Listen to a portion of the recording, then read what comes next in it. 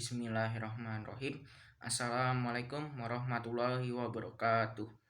Perkenalkan, saya Raffi Malik Ibrahim dengan NIM 2206080 dari Program Studi Pendidikan Ilmu Pengetahuan Sosial Universitas Pendidikan Indonesia. Saya akan membahas mengenai dampak adanya koloni di Australia. Tanpa berbasa-basi lagi, langsung saja saya mulai pembahasannya. Baik, saya akan mulai membahas dampak adanya koloni di Australia. Yang pertama adalah berevolusi menjadi koloni dan federasi. Pada tahun 1829, seluruh wilayah Australia akhirnya berada di bawah kekuasaan Inggris. Setelah Inggris menjadikan wilayah Australia Barat sebagai koloninya. Seiring berjalannya waktu, semakin banyak nih imigran Eropa yang menempati daratan Australia. Nah, lantas itu juga berdampak pada meningkatnya jumlah koloni yang terbentuk di Australia. Total ada 6 koloni yang berdiri di Australia sebelum tahun 1900. Nah, teman-teman udah tahu belum nih ke-6 koloni ini apa aja? Buat teman-teman yang belum tahu, ke-6 koloni tersebut adalah New South Wales, Queensland, Victoria, Australia Selatan, Australia Barat, dan yang terakhir ada Tasmania.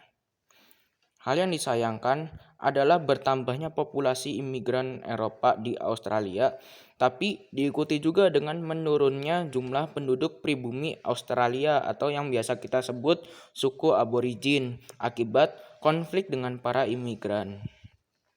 Seiring dengan semakin lamanya para imigran menetap di Australia, sentimen kedaerahan pun mulai timbul di antara mereka.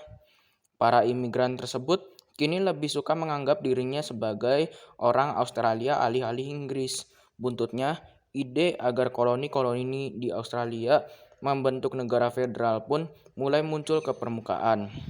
Alasan lain dibalik munculnya ide pembentukan Federasi Australia adalah supaya ada badan pemerintahan yang bisa merumuskan kebijakan yang mengikat seluruh koloni di Australia.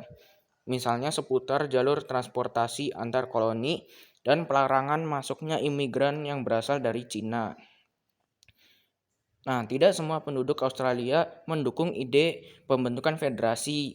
Mereka yang kontra beranggapan kalau pembentukan federasi akan menguntungkan koloni yang penduduknya sedikit.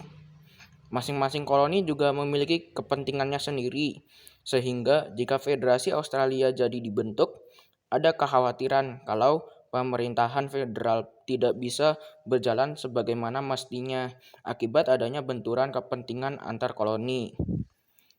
Lepas dari adanya penolakan tersebut, ide mengenai pembentukan Federasi Australia tetap bergulir dan upaya untuk mewujudkan pembentukan federasi terus berjalan.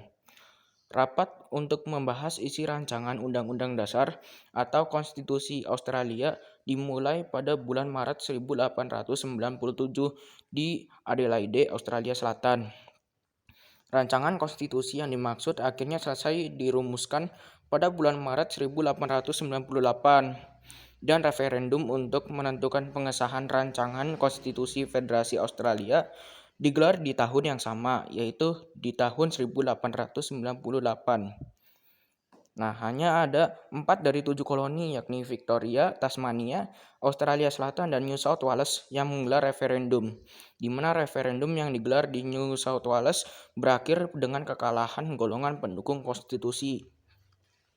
Karena adanya syarat kalau rancangan konstitusi tersebut harus disetujui oleh semua koloni, pengesahan konstitusi dan pendirian Federasi Australia batal terwujud untuk sementara waktu.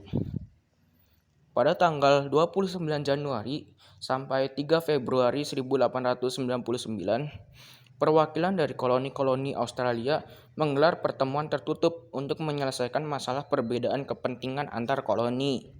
Pasca pertemuan, barulah semua koloni Australia sepakat untuk menggelar referendum mengenai rancangan konstitusi federasi. Dengan pengecualian untuk Australia Barat yang baru menggelar referendum pada tahun 1900. Semua koloni Australia menggelar referendum di tahun 1899. Hasilnya, mayoritas pemilih di semua koloni mendukung rancangan Konstitusi Federasi Australia. Tanggal 1 Januari 1901, Australia secara resmi menjadi negara federasi persemakmuran. Dan yang kedua adalah naik pangkat menjadi persemakmuran mandiri. Federasi Australia memiliki sistem pemerintahan yang mirip dengan Amerika Serikat. Koloni-koloni penyusun federasi yang kini bertransformasi menjadi negara bagian memiliki kemandirian dan kebebasan luas dalam mengelola urusan internalnya. Jika ada permasalahan domestik yang ruang lingkupnya mencakup beberapa negara bagian, barulah pemerintah federal Australia dilibatkan. Namun berbeda dengan Amerika Serikat yang memiliki kemandirian mutlak dalam menentukan kebijakan-kebijakan negaranya. Sebagai persemakmuran, Australia masih dianggap sebagai daerah bawahan Inggris, sehingga Australia masih harus tunduk pada pemerintah Inggris untuk masalah-masalah tertentu, misalnya seputar hubungan luar negeri.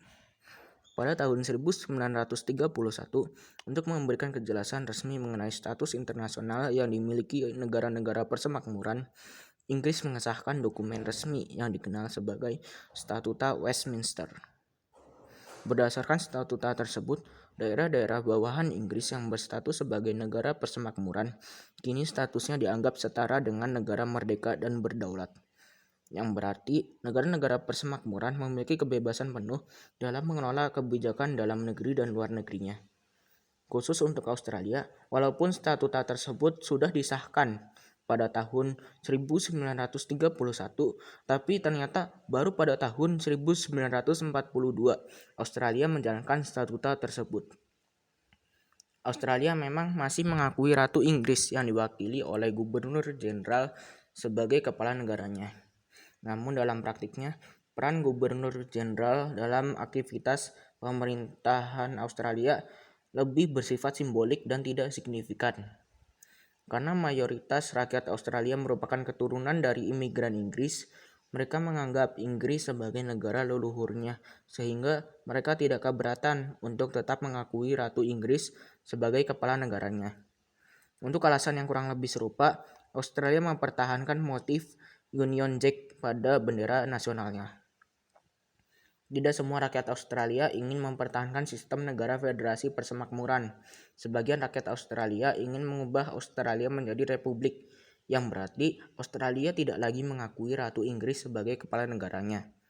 Harapannya, jika Australia menjadi republik, masyarakat dunia akan berhenti memandang Australia sebagai negara yang masih berada di bawah-bawah bayang Inggris.